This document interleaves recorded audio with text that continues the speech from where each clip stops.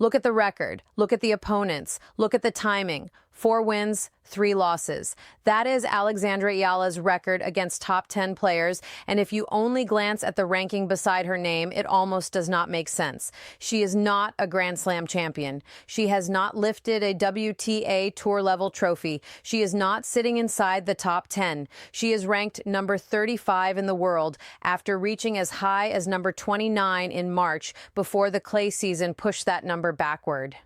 And yet, when the player across the net is one of the biggest names in tennis, when the match is supposed to be too big, when the resume on the other side is supposed to overwhelm her, Eala keeps showing up. That is the story here. Not one upset, not one miracle week, not one wild card run that everyone can file away as a nice little tennis fairy tale. This is bigger than that. Alexandra Maniego Eala was born in Quezon City in May 2005. She is 21 years old. She is left-handed, bold from the baseline, and at her best on hard courts where her timing, court position, and aggression can make even elite players uncomfortable. She is also, in the right atmosphere, extremely hard to break emotionally. When the crowd is behind her, when the noise starts to feel personal, when there are Filipino fans packed into the seats and pulling every point in her direction, she does not shrink. That matters, because the mistake people keep making with Eala is treating every big win like an accident. A famous opponent loses to her, and the coverage arrives with the same language every time. Upset, shock, surprise, one-off, great day for the underdog. Bad day for the favorite.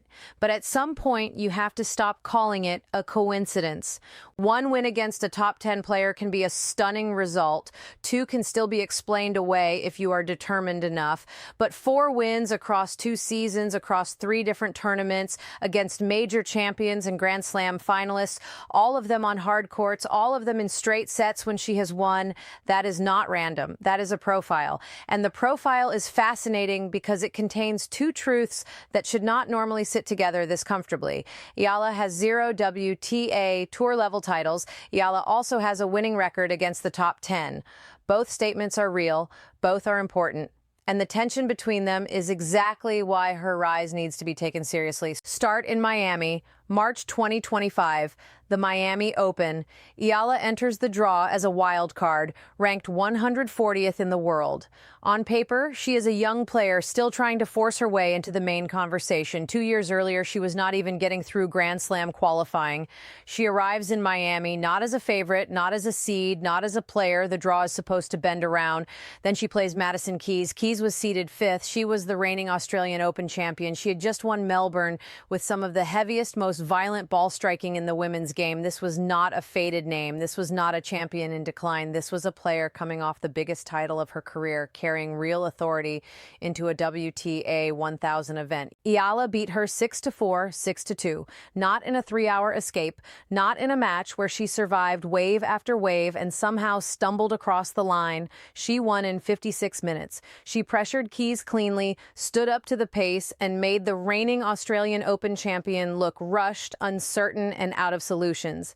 That was Eala's first top 10 win at WTA Tour level. For most players, that would be the headline of the season. For Eala, it became the opening argument, because 2 days later, she had to play Iga Swiatek.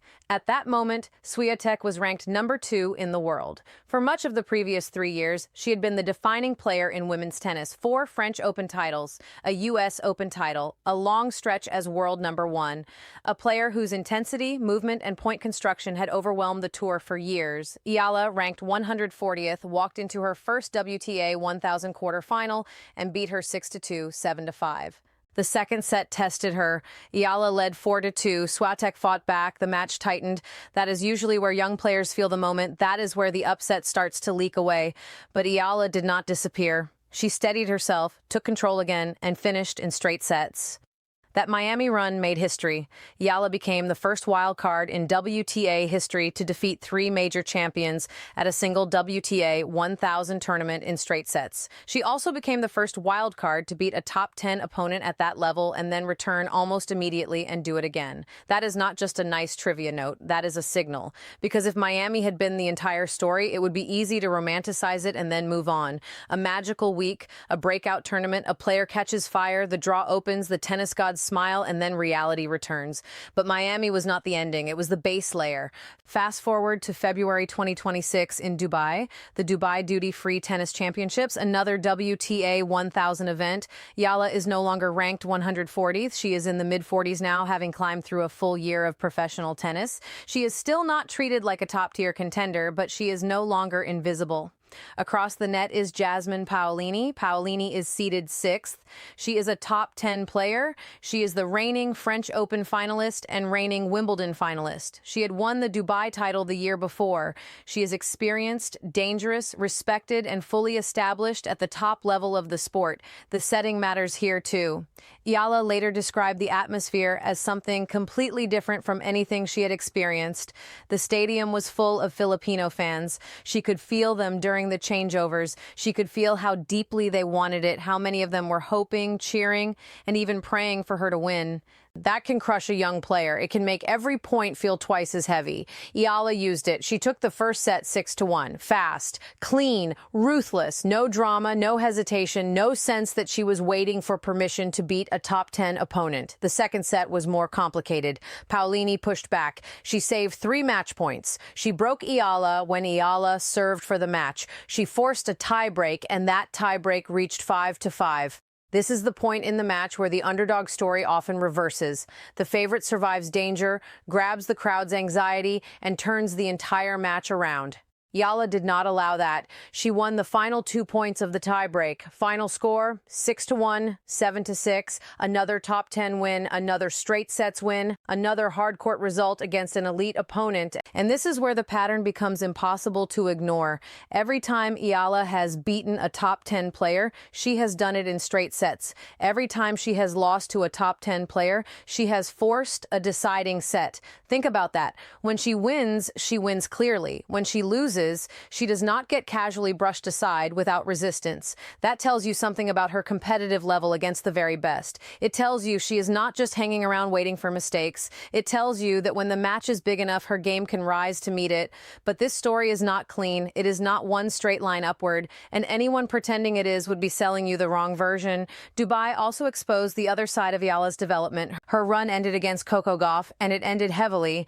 Gauff beat her 6-2, 6-2 in 67 minutes. Gauff controlled the match, won 77% of her first serve points, dictated the rallies, and never let Eala settle. It was a complete performance from one of the best players in the world, and Eala had very little to hold on to. That matters too. Because this is where honest analysis begins.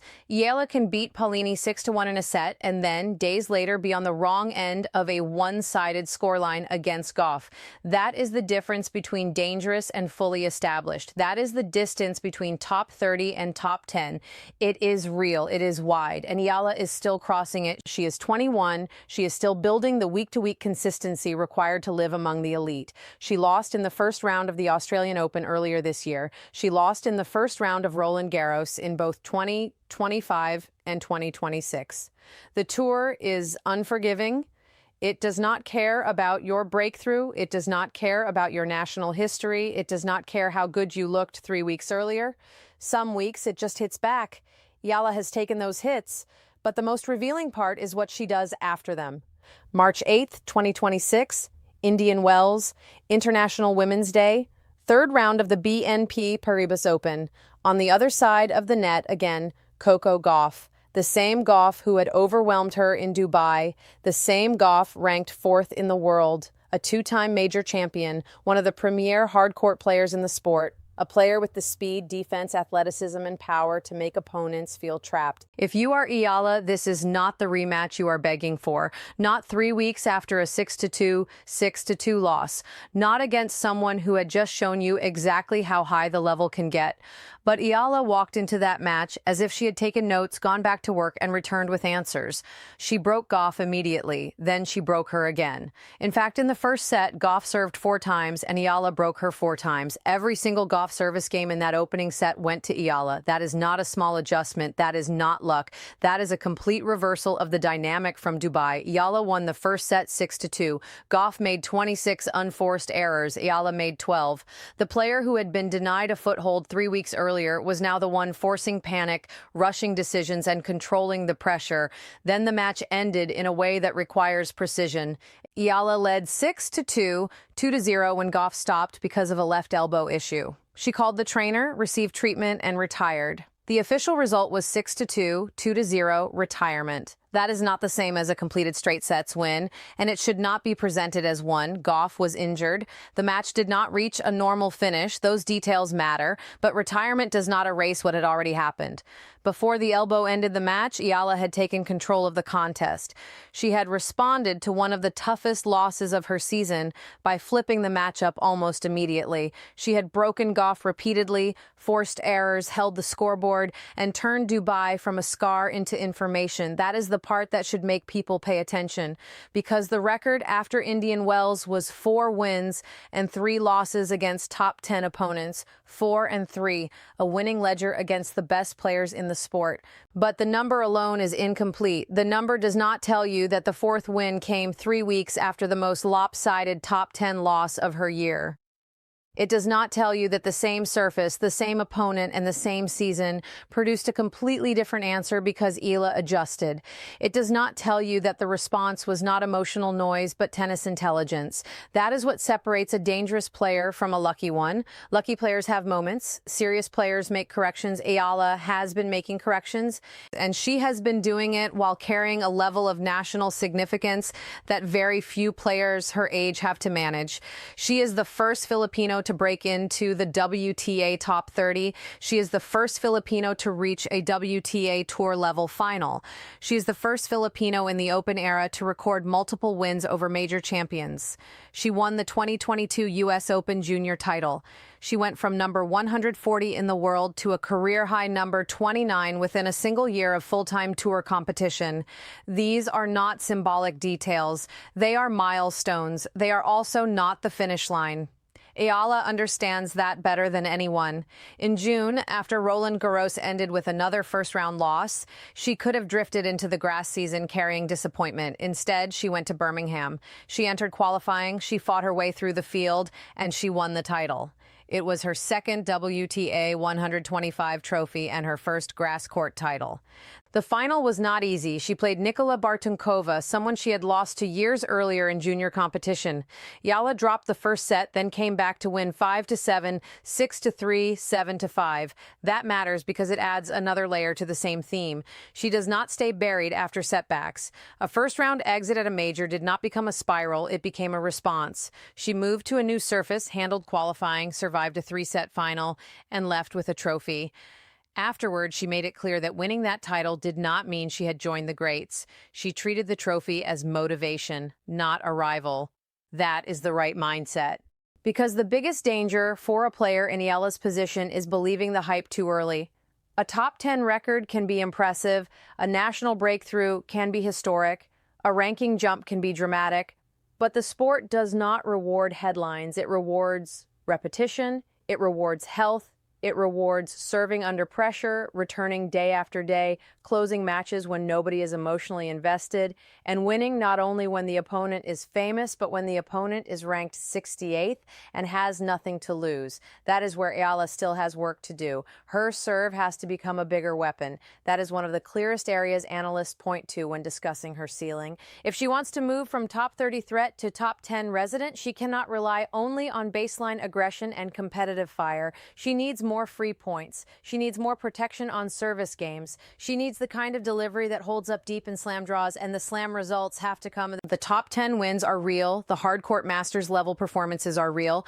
But first round exits at the Australian Open and Roland Garros are also real.